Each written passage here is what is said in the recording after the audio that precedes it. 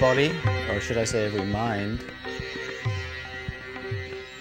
This is Richard Kirby with the Intercultural Space Station Week of Comedy.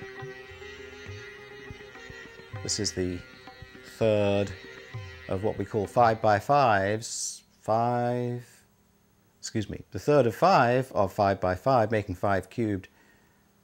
The producer and I worked out 5-minute nuggets multiplied by 5, making a seamless 25-minute TV program in a group of 5, making a set expounding the basic philosophy of space comedy. Why space? Well, I'm a professor of astronomy. Why not? You know, my producer has given me what I call a hedonic calculus. That is the ratio of pleasure to pain, or I think of pleasure as diluted by pain, you know, numerator and denominator. Excuse me, and numerator and denominator, I'm sorry. So I'm thinking that the ratio of professorial exposition to jokes apparently determines the amount of satisfaction that a teacher can achieve in communicating a point. Somebody said to me, you entertain while you educate. And I thought, well, I don't know whether I educate. I think the entertainment part of it is fine. I like to do stand-up comedy or lying down comedy to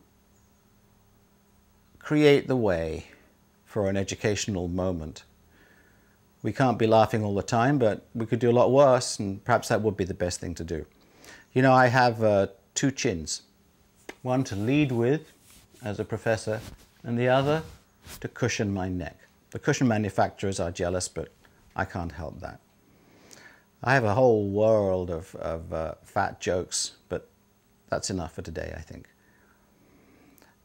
Henry David Thoreau said, "Most men lead lives of quiet desperation." Well, I would too if there were no women around, wouldn't you?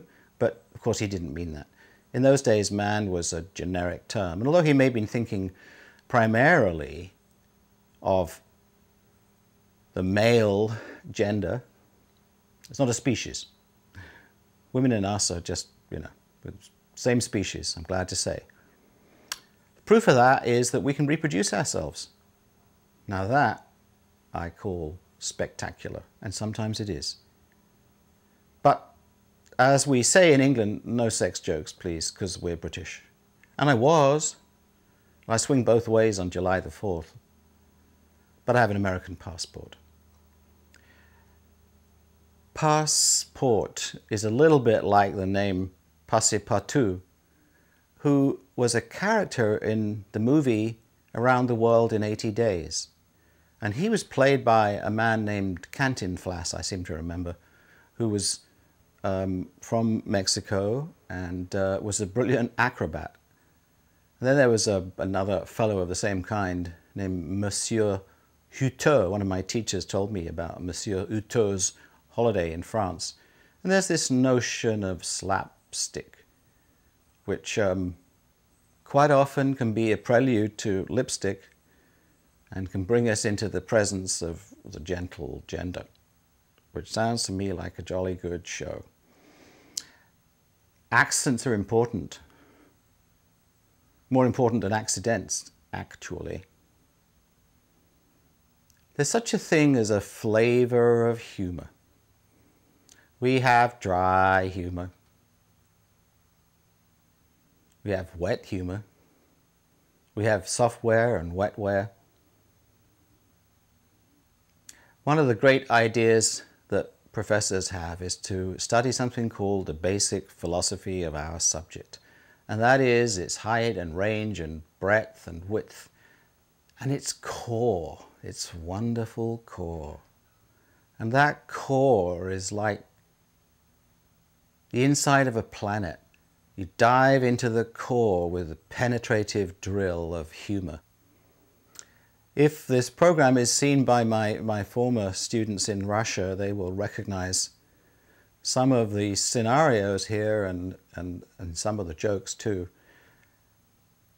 I remember, for example, there was an Englishman who wanted to have a Russian girlfriend, but she was much younger than him. And he wrote to her asking her out for a date, and her reply was very evasive, so he figured it must be because he was too old. So he wrote her an email and he said, "If I put a towel over my head so you can't see my face, will you give me a date?" She was very foxy, and she wrote back and said, "You are a foxy man." She said, "I think this is English humor." Well, whether it worked or not is a secret between those two people, but foxy humor, elephantine humor, mercurial humor, all these ideas of animal jokes about stoats and goats and rabbits and snakes and turtles and tortoises remind us that we are on the inside of a great sphere of humor.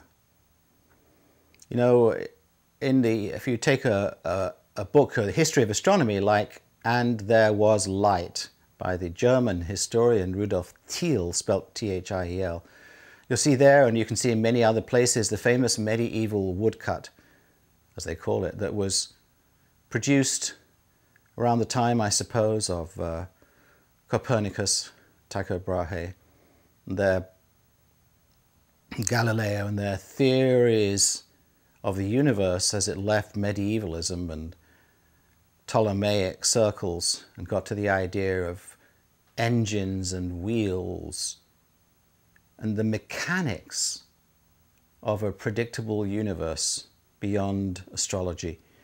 And in this picture you see a peasant, probably, but a curious one and a brave one too, putting his head through the hemisphere, the beautiful hemisphere that we call the night sky. And on this hemisphere are stars and comets. Just what you'd see when you look up at the sky, assuming there's a comet available. But he pushes his head through, and on the other side he finds his head in a kind of a factory where there's wheels and levers and structures of wood and metal. But I don't think we live in that kind of universe. I think that if we push our head through the canopy of consciousness, there's always a joke on the other side. This idea that life is really not a joke, but a delight is what we want to communicate here in this series. It has precedent.